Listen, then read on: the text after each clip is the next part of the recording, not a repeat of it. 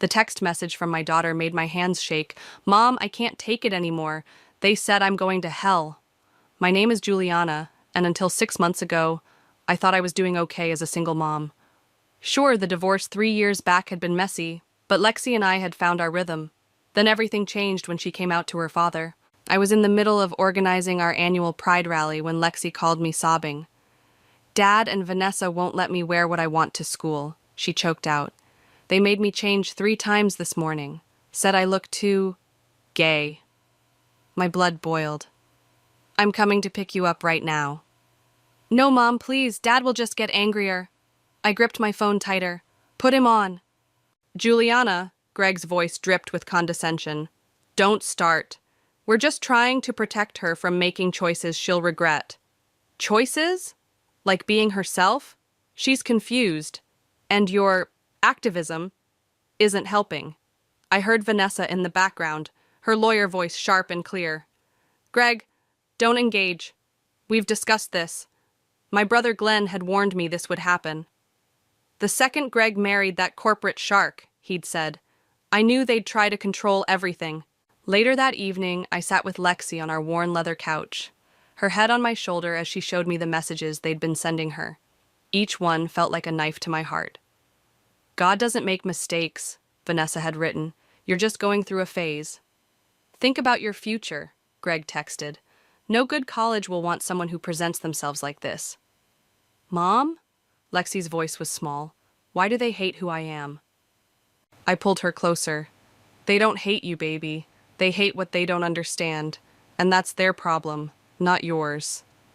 My phone buzzed. It was Patricia, my best friend and fellow activist. "Tell me you've seen the Facebook post," she said when I answered. "What post?" "Greg's, about praying for confused youth. He basically outed Lexi to their entire church community." I felt the rage rise in my chest. "He did what?" "I've got screenshots. And Juliana? It gets worse. Vanessa commented about seeking intervention for Lexi." I looked at my daughter, now curled up with her sketchbook, drawing the fierce, beautiful characters that helped her escape. She was wearing the rainbow bracelet I'd given her, though she had to hide it at her father's house. "Patricia, I need a favor. Can you recommend a good family lawyer?" "Already on it. Remember Maria from the center? Her partner specializes in LGBTQ+ family law. I'll send you her number." That night, after Lexi went to bed, I sat at my kitchen table with a glass of wine, staring at old family photos on my phone. There was one from just 3 years ago, Greg, Lexi, and me at her middle school graduation. We were all smiling. It looked so normal, so perfect. The next photo was from last month's Pride March. Lexi, surrounded by our chosen family, beaming in her handmade Love is Love shirt. That was real happiness. That was my daughter, finally free to be herself. My brother Glenn called just as I was about to head to bed. "You okay, sis?" "No," I admitted. "I'm angry and scared." "What are you going to do about it?" I thought about Lexi's tears, about Greg's public shaming, about Vanessa's cold legal threats. "I'm going to fight," I said, my voice stronger than I felt. "I'm filing for full custody." "It'll get ugly," Glenn warned. "Greg won't back down easily, and Vanessa knows every legal trick in the book." "I don't care. They're hurting my baby. This ends now." "Then you better be ready for war," Glenn said, "because they'll use everything against you. Your activism, your lifestyle, your friends. Let them try." I opened my laptop and started typing an email to the lawyer Patricia recommended. "Some things are worth fighting for." As I wrote, another text from Lexi lit up my phone. "Mom, can you come check on me? Had a nightmare." I found her sitting up in bed, hugging her knees. "Same dream?" She nodded. "The one where Dad locks me in my room until I turn normal." I sat on her bed, pulling her into a fierce hug. "Listen to me, Lexi. You are normal. You are perfect exactly as you are. And I promise you, I will never let anyone lock away who you are. Even Dad? Especially Dad." As I held her, I knew tomorrow would bring the start of the biggest battle of my life. But looking at my daughter, strong, beautiful, and finally beginning to understand who she was, I knew it was a battle I couldn't afford to lose. The courthouse lobby felt colder than it should have for a summer morning. Lexi's hand trembled in mine as our lawyer, Diana, reviewed our strategy one last time. "Remember," Diana said, straightening her blazer, "let me do most of the talking. Judge Rivera is fair, but she's traditional. We need to present this carefully." Glenn appeared with coffee cups for everyone. "Thought we could use some liquid courage." "Thanks," I managed, though my stomach was too knotted to drink. I watched the entrance, knowing any minute Greg and Vanessa would walk through those doors. "Mom?" Lexi whispered. "What if—" The clicking of expensive heels cut her off. Vanessa strode in, Greg trailing behind her like an obedient shadow. Her designer suit probably cost more than my monthly rent. "Juliana," Vanessa nodded curtly. "I hope you realize this is completely unnecessary. We could have handled this privately." "Like how you privately posted about my daughter on Facebook?" I shot back.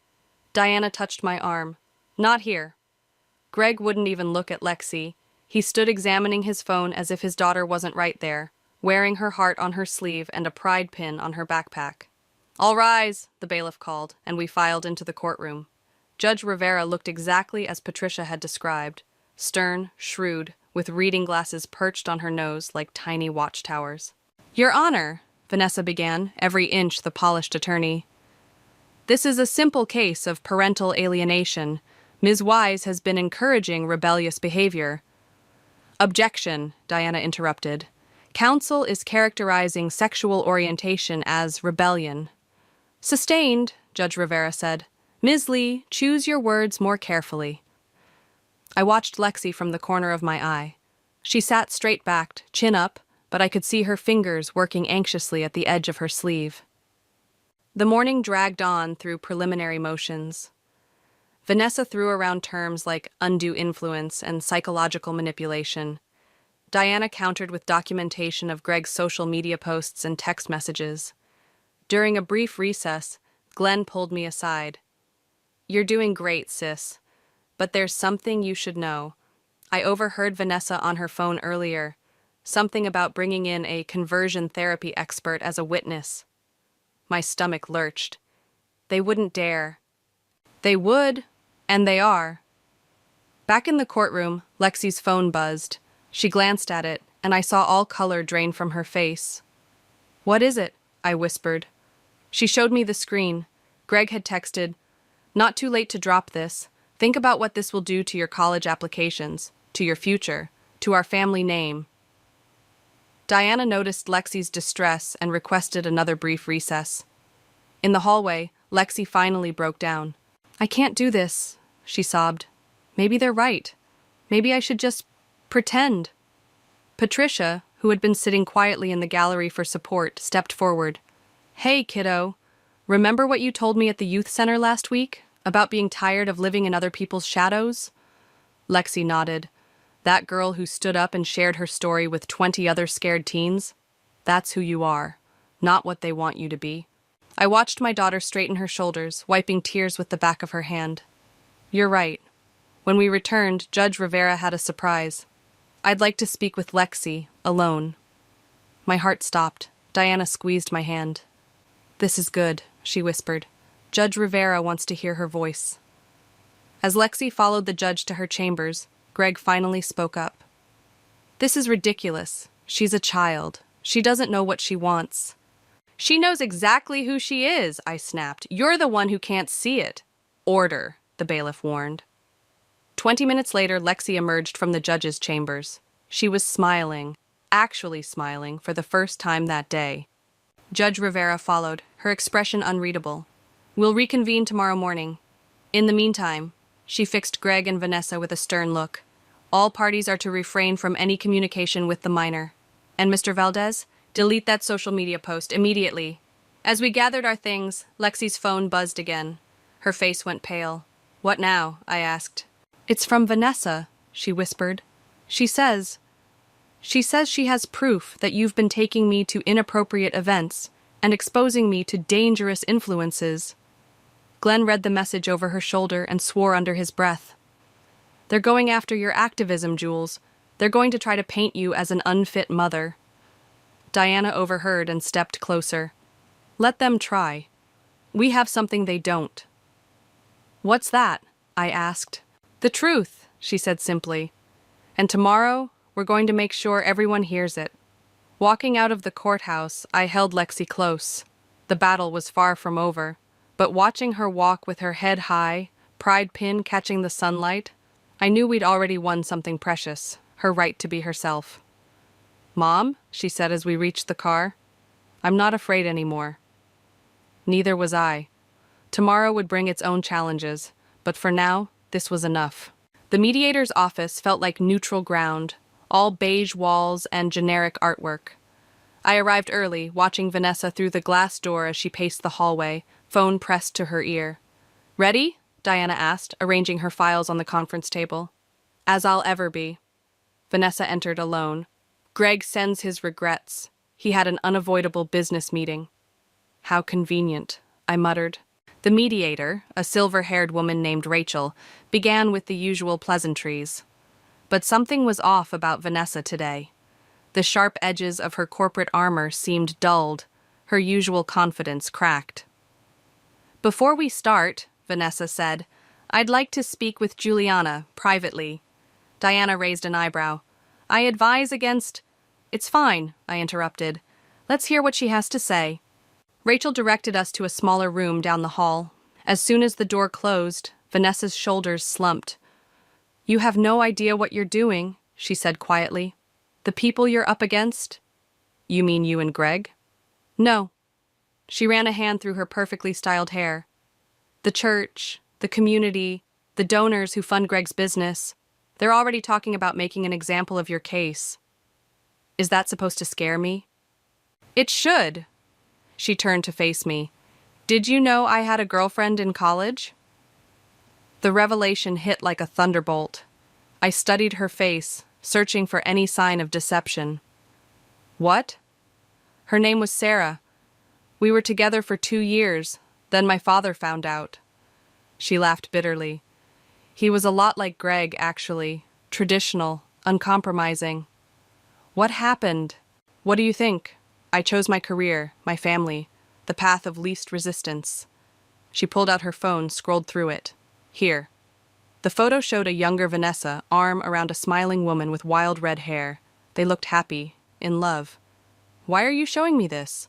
Because I need you to understand what you're risking. These people, they don't just disagree with you. They'll destroy you. Your reputation, your work, everything.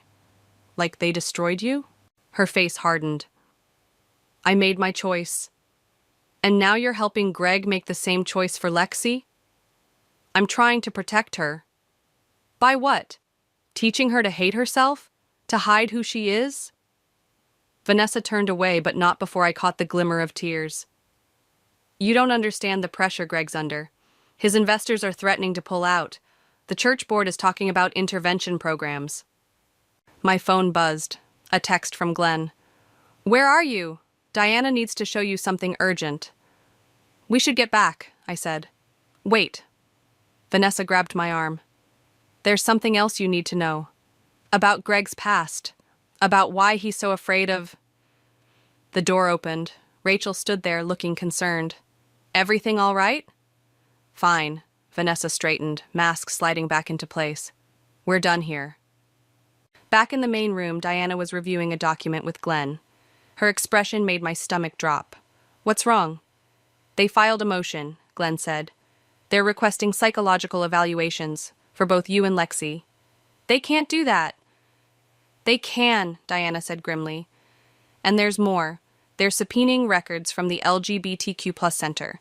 Every event Lexi attended, every counseling session. My phone buzzed again. A message from Patricia. SOS. Lexi just called me crying. Someone at school showed her the church's newsletter. They're using her story as a cautionary tale. I have to go, I said, gathering my things. My daughter needs me. Vanessa caught my eye as I headed for the door. For a moment, I saw that college girl again, the one who loved freely before the world taught her not to. Juliana, she called after me. Whatever you hear about Greg in the next few days, remember I tried to warn you. I found Lexi at Patricia's house, curled up on the couch with a cup of tea. Patricia had already printed out the newsletter. There, in black and white, was a thinly veiled account of our family's moral crisis. "They didn't use my name," Lexi said hollowly, "but everyone knows it's me." I sat beside her, reading the hateful words through blurring eyes. "We can fight this. Add it to the lawsuit." "That's not all," Patricia said. "Show her, Lexi." Lexi pulled up her phone, opened Instagram. Dozens of messages from classmates, some supportive, others cruel. But one stood out from a private account. "Ask your stepmom about Sarah. Ask her what happens to girls who don't follow the rules." I thought of Vanessa's photo, of her unfinished warning about Greg's past. Something bigger was unfolding here, something beyond our custody battle. "Mom," Lexi's voice was small. "What are we going to do?" I pulled her close, mind racing. "We're going to find out the truth, all of it, and then we're going to make sure everyone else knows it too." Because now I understood, this wasn't just about custody anymore. This was about breaking a cycle of silence that had already claimed too many victims. "Sarah Mitchell," Patricia announced, dropping a stack of printouts on my kitchen table. "Class of 2003, same university as Vanessa. And look what I found in the campus newspaper archives." The grainy photo showed a student protest.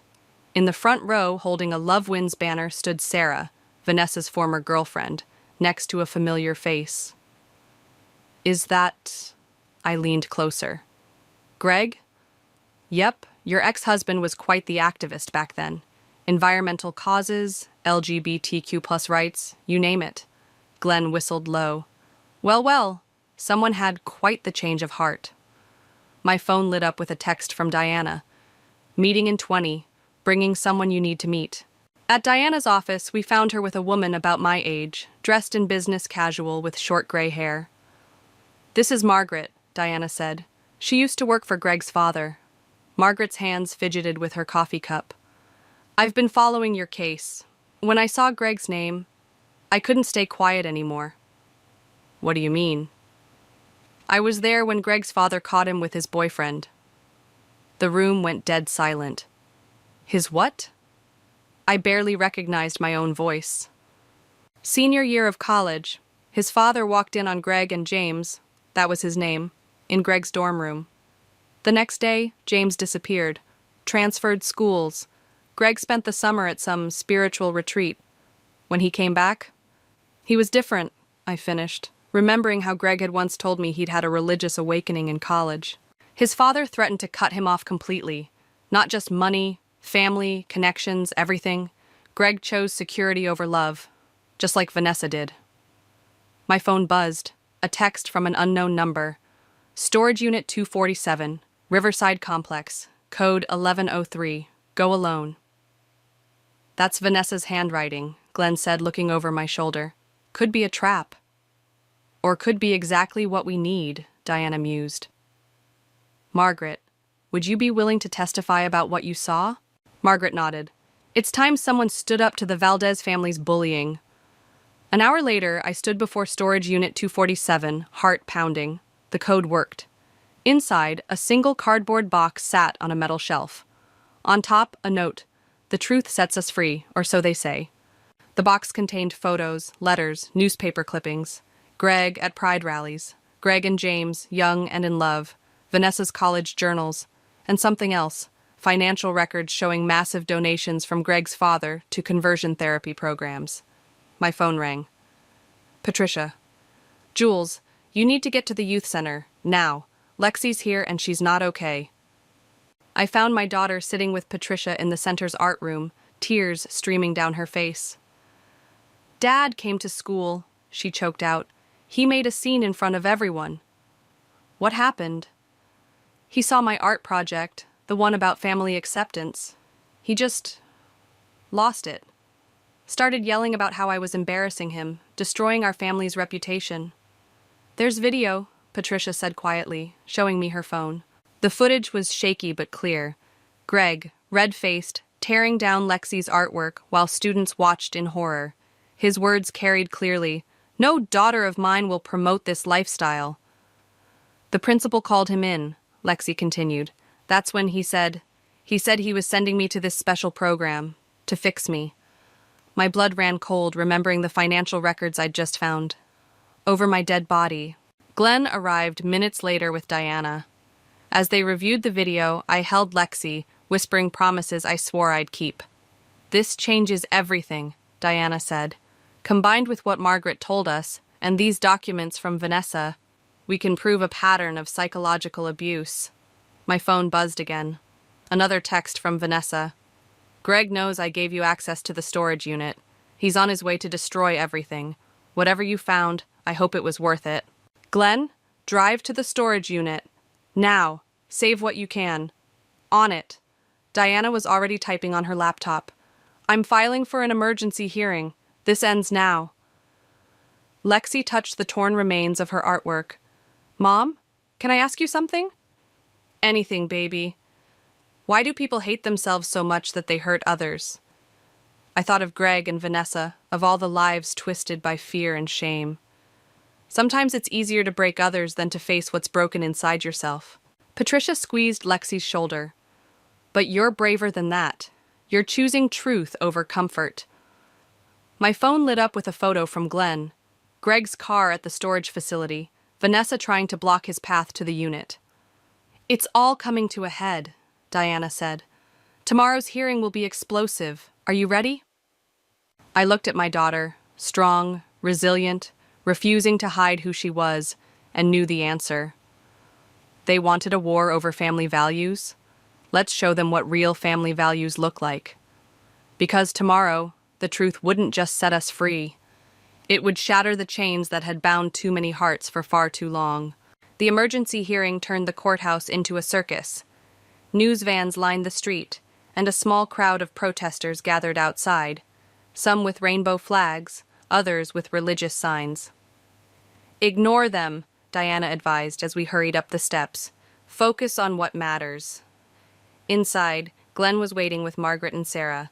Vanessa's ex-girlfriend had flown in overnight after Glenn tracked her down. "Where's Vanessa?" I asked, scanning the crowded hallway. "Haven't seen her," Glenn replied. "But Greg's inside with his father. They brought reinforcements, some big-shot lawyer from the church's legal team." Judge Rivera's courtroom was packed. Greg sat at the defendant's table, his father's hand firmly on his shoulder like a puppet master. The empty chair beside him spoke volumes. "All rise." Judge Rivera studied the room over her glasses. "I understand we have new evidence warranting this emergency session?" Diana stood. "Yes, Your Honor. We have documentation of a systematic pattern of emotional abuse, including video evidence from yesterday's incident at the school." "Objection," Greg's new lawyer shot up. "This is a private family matter," which became public when Mr. Valdez chose to make a scene in a school hallway, Diana countered. "We have multiple witness statements, including from faculty members." The video played on the courtroom screens. Watching Greg tear down Lexi's artwork again, hearing his venomous words, made my stomach turn. But it was his father's reaction that caught my attention. A small, satisfied smile. "Furthermore," Diana continued, "we have evidence that Mr. Valdez's behavior is driven by his own suppressed history and family pressure." Greg's face went white. His father's hand tightened visibly on his shoulder. The courtroom doors burst open. Vanessa strode in, makeup smeared, designer suit wrinkled. "Your Honor," she announced, "I need to make a statement."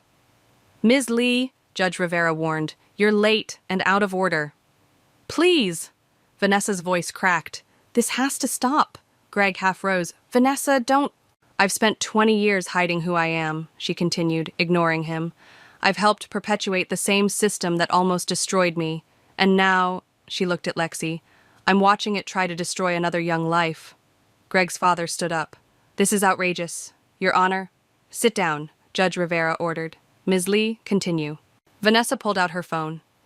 "I have recordings, conversations between Greg's father and church officials, planning to send Lexi to the same conversion program they sent Greg to in college. The same program that drove 3 teenagers to suicide last year." The courtroom erupted. Judge Rivera banged her gavel repeatedly. "That's a lie," Greg's father shouted. "No," a quiet voice said. "It's not." Everyone turned. Margaret stood up from her seat in the gallery. "I worked for you for 15 years, she said to Greg's father. I watched you break your son. I watched you threaten and manipulate anyone who didn't fit your perfect image. I kept quiet then. I won't anymore. Diana handed the judge a thick folder.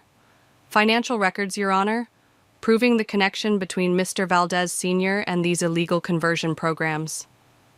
Greg seemed to collapse in on himself. Dad? He whispered. You promised you'd never... Not to Lexi. You weak, pathetic, his father started, but Judge Rivera's gavel cut him off. That's enough. Mr. Valdez Sr., you will remove yourself from my courtroom immediately. Officers, please escort him out. As security led Greg's father away, Sarah stepped forward. Your Honor, I'd like to testify about what these programs really do to young people. The next hour was devastating. Sarah and others shared their stories of trauma and abuse. Greg sat silent, tears streaming down his face. Vanessa moved to sit beside him, her own mask finally shattered. Mom? Lexi whispered beside me. Can I speak? I squeezed her hand. Are you sure? She nodded, standing before I could answer. Your Honor, I'd like to say something to my dad. Judge Rivera nodded gently. Go ahead, Lexi. Lexi turned to face Greg.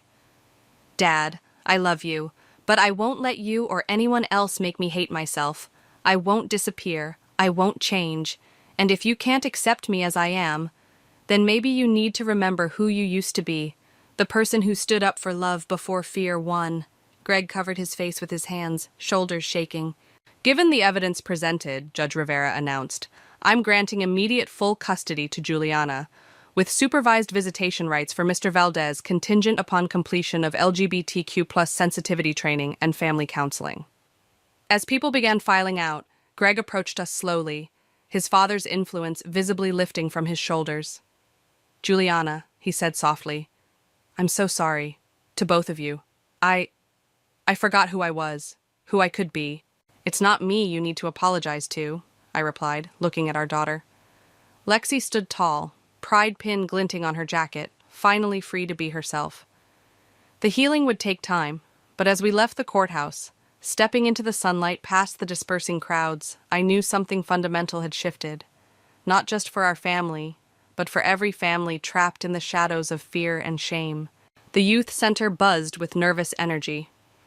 2 weeks after the emergency hearing, Lexi was finally ready to tell her story, not just to the court, but to the world.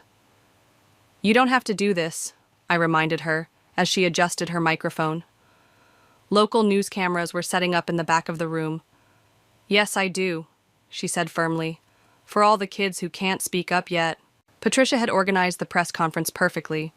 Rainbow flags hung alongside hand-painted signs reading, Love wins, and family means everyone.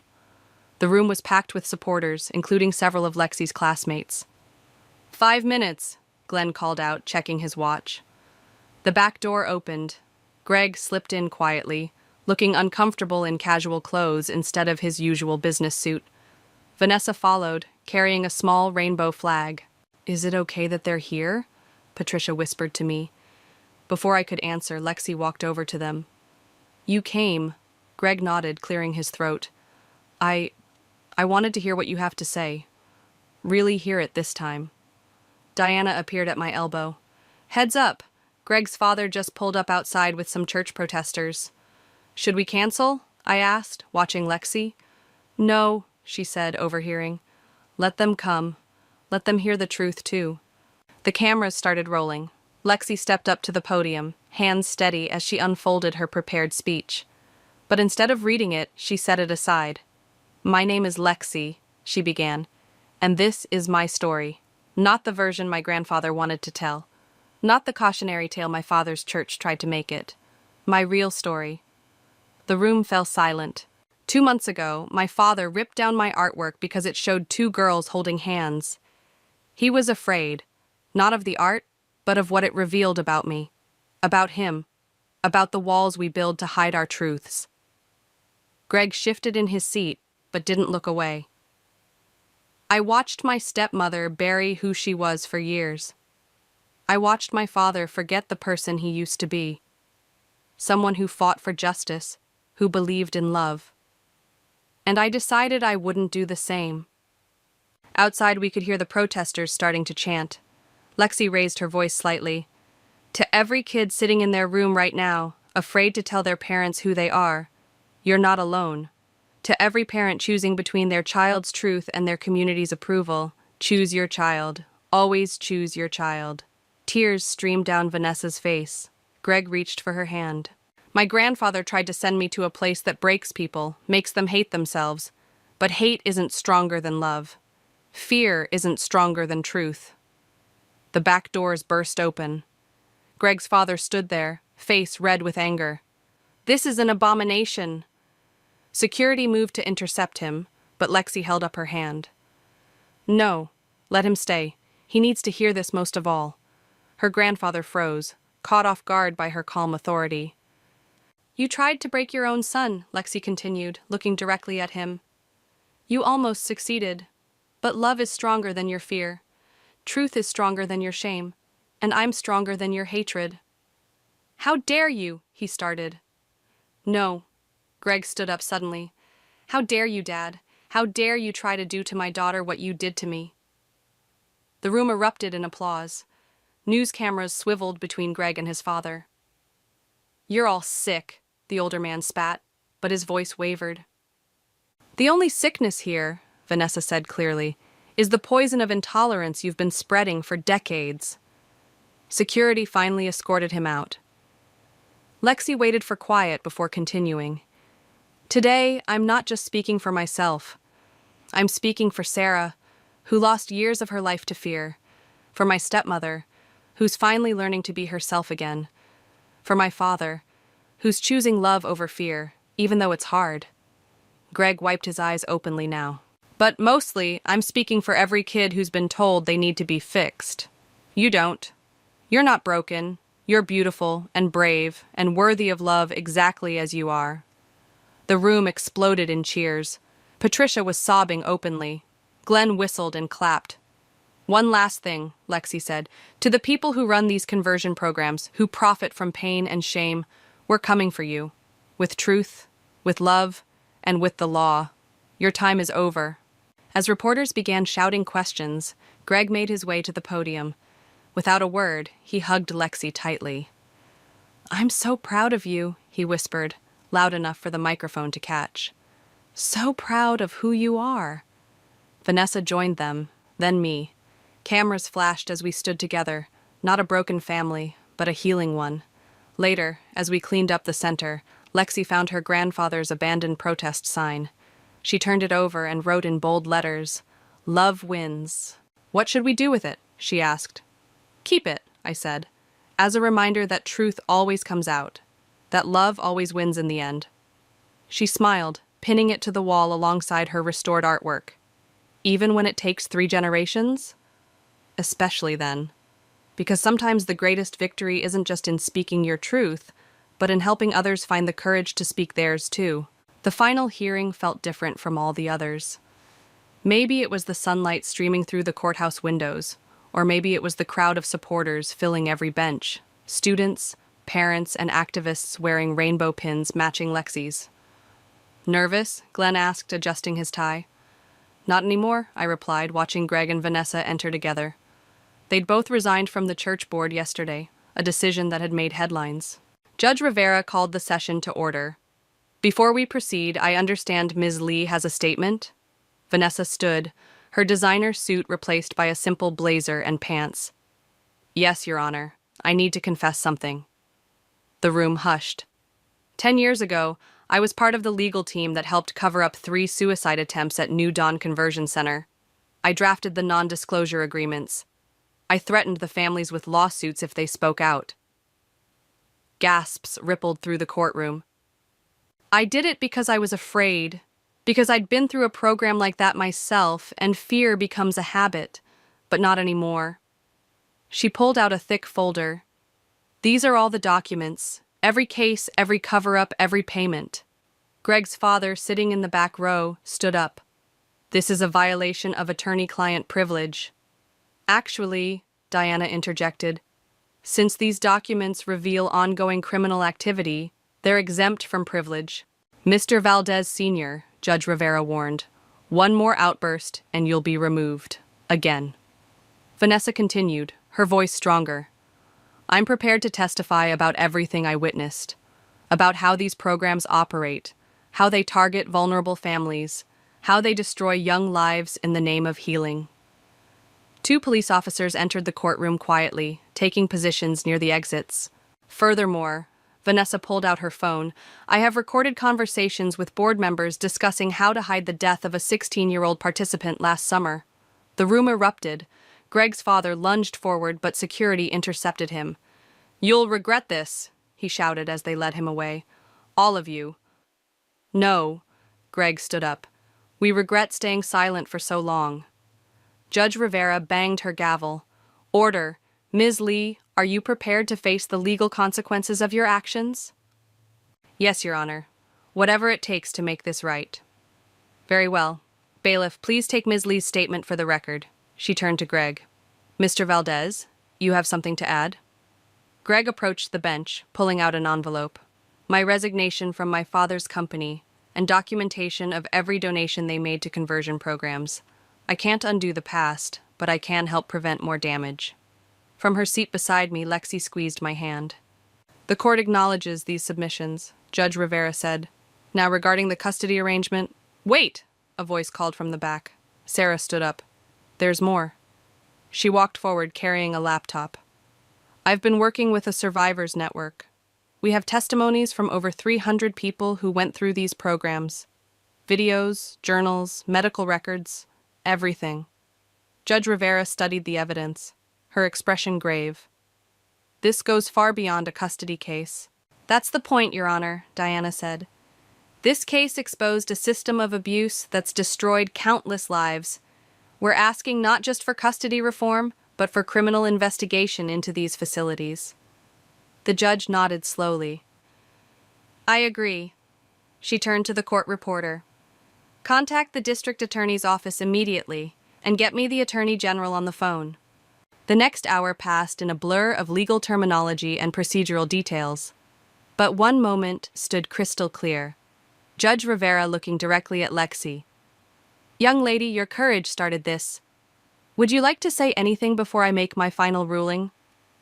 Lexi walked to the podium, tall and confident. Just this. No one should have to choose between their family and their truth. And no one should profit from teaching children to hate themselves. The courtroom burst into applause. Judge Rivera didn't try to stop it.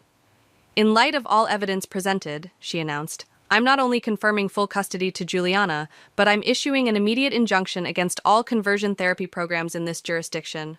Furthermore, I'm recommending a full federal investigation into these facilities nationwide. More applause, tears, hugs. Mom! Lexi threw herself into my arms. We did it! Greg joined us, looking both relieved and haunted. I'm so sorry it took me so long to stand up to him. You did it when it mattered most, Lexi said, hugging him too. Vanessa approached more hesitantly. They're taking my statement now. I might face disbarment, maybe worse. You did the right thing, I told her. Finally, she smiled sadly. Better late than never. Outside the courthouse, reporters swarmed us. But it was the group of teenagers wearing rainbow pins who caught Lexi's attention. Thank you, one girl said, crying. My parents were talking about sending me to New Dawn next month. Now they can't. Lexi hugged her tight. You're perfect exactly as you are. Glenn appeared with Patricia, both grinning. Ready to go? The youth center's throwing a celebration. As we walked down the courthouse steps, past the news vans and gathered crowd, I saw Greg's father being led to a police car in handcuffs. He looked small now, his power stripped away by truth. Mom? Lexi linked her arm through mine. What happens next? I looked at our unlikely alliance. Greg, Vanessa, Sarah, all the survivors and supporters gathered around us. Now, I said, we make sure this never happens to another child again. Because sometimes justice isn't just about winning a case. Sometimes it's about changing the world. The autumn breeze carried the sound of laughter from the youth center's garden, where Lexi and her friends were hanging pride flags for the grand reopening. The building had doubled in size, funded by the settlement money from the conversion therapy lawsuit. Need any help? Greg called from the sidewalk, carrying a box of supplies. Dad, you came! Lexi rushed to hug him.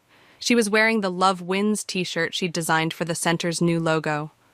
Wouldn't miss it, he smiled, setting down the box. Though I wasn't sure I'd be welcome. Everyone who chooses love over hate is welcome here, Patricia said, emerging from the building. Those are the new rules. Inside, volunteers arranged chairs for the evening's support group meeting. Sarah was setting up a display of survivor stories, photos, letters, and artwork from across the country. The wall behind her showcased newspaper headlines about the nationwide investigation and subsequent closures of conversion programs. Look what came, Glenn announced, waving a letter. The governor signed the ban into law this morning. No more conversion therapy in our state, ever. Applause erupted. Vanessa, who'd been organizing resource pamphlets, wiped away tears. You okay? I asked her. Better than okay. She straightened her community counselor badge. After surrendering her law license, she'd found her true calling helping LGBTQ+ youth. For the first time in my life, I feel free. The door chimed. A teenage boy entered hesitantly, his father hovering behind him. Is this where the parent support group meets? The father asked. Right this way. Greg stepped forward. I lead that group now. First time? The man nodded. My son just came out. I don't want to make the same mistakes my father made, but I don't know where to start. Start by listening, Greg said gently. That's what I learned the hard way. As they talked, Lexi tugged my sleeve. Mom, come see what we did with the art room. The formerly plain space had been transformed. Rainbow-painted walls displayed artwork from local LGBTQ+ youth. In the center stood Lexi's restored piece from school, the one Greg had torn down, now framed and spotlighted. Beautiful, isn't it? Sarah appeared beside us. The truth always finds its way into the light. Speaking of truth, Lexi said, Grandpa sent another letter from prison. My stomach tightened. What did he want? To apologize, he says, but also to justify everything he did. She pulled out the envelope. I'm not going to read it. Some people choose hate until the end. And that's their loss, I hugged her close. The center filled with people as evening approached. Teenagers, parents, allies, all gathering for the reopening ceremony. Even Judge Rivera came, wearing a rainbow pin on her robes. Before we cut the ribbon, Patricia announced, someone has a few words to share. Lexi took the microphone, looking out at the crowd. So different from the scared girl who'd texted me about going to hell just months ago. When I was little, I thought family meant blood. Then I thought it meant whoever shared your last name. Now I know. Family means people who love you exactly as you are. She gestured around the room. Look at us. Former enemies turned allies.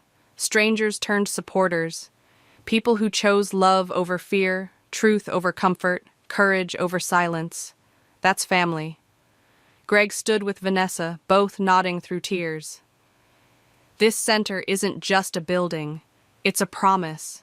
A promise that no child will face rejection alone. No parent will struggle without support. No one will have to choose between being loved and being themselves. The crowd cheered. In the back, I saw the teenage boy lean against his father, who wrapped an arm around him. My grandfather tried to break our family with hate. Instead, he showed us how to build a stronger one with love. So this ribbon cutting isn't just opening a building, it's opening our hearts. To truth, to healing, to hope. As Lexi cut the rainbow ribbon, the room erupted in celebration. Greg hugged her tight, whispering something that made her laugh. Vanessa and Sarah stood hand in hand, their past pain transformed into purpose. Glenn appeared with cake, Patricia started the music, and the center came alive with joy. Mom, Lexi found me in the crowd. Thank you for fighting for me. For us. Always, I promised. And Mom? I've been thinking, maybe we should write our story, help other families find their way through the dark. I watched Greg leading his support group, Vanessa counseling a nervous parent, Sarah sharing hope with survivors. All the broken pieces of our journey had formed something beautiful. You're right, I said. Stories have power. They can break chains, open hearts, change lives. Like ours did? like ours continues to do. Because that's the thing about truth. It doesn't just set you free, it shows others the way to freedom too. And sometimes, the families we build from the ashes of what was lost shine brighter than the ones we were born into. That's not just justice, that's magic.